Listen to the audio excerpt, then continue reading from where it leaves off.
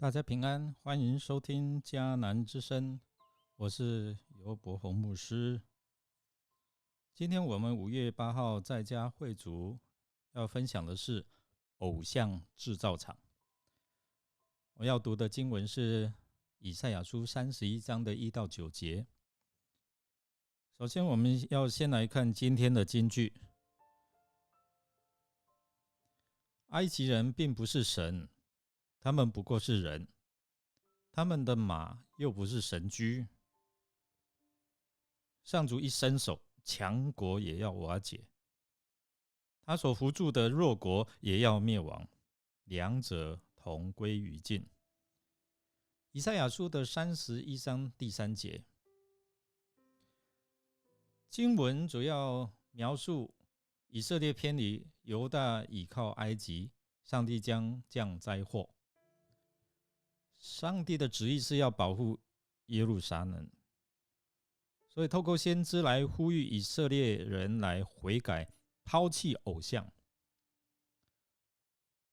以色列要回转归向上帝，那上帝的旨意就是亚述将要被上帝来击败。先知以赛亚继续针对以色列向埃及求助这一件事情，指出他们的愚昧，这样的做法是对他们没有帮助的，唯有倚靠上帝才能够保护耶路撒冷，击败亚述人。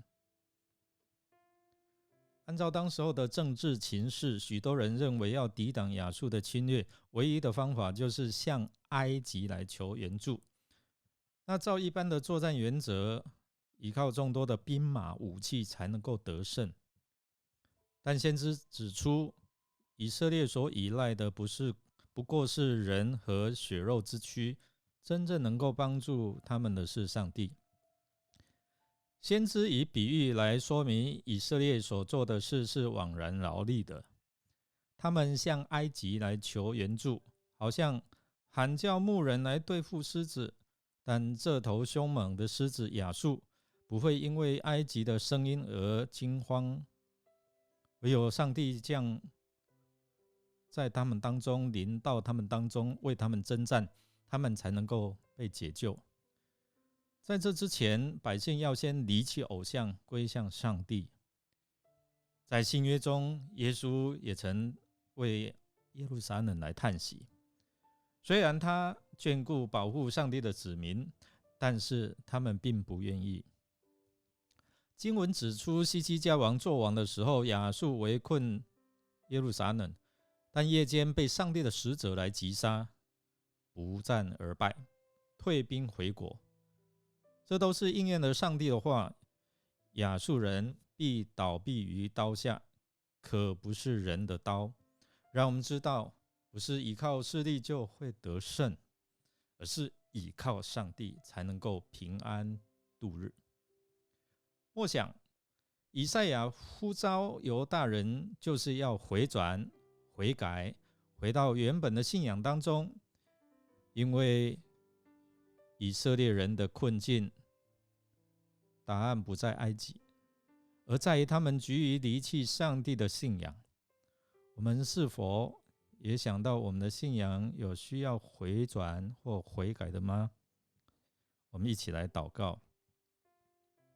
主啊，求你叫我们真知道，不是依靠势力，不是依靠才能，而是依靠上帝所赐的圣灵，才能够成就万事。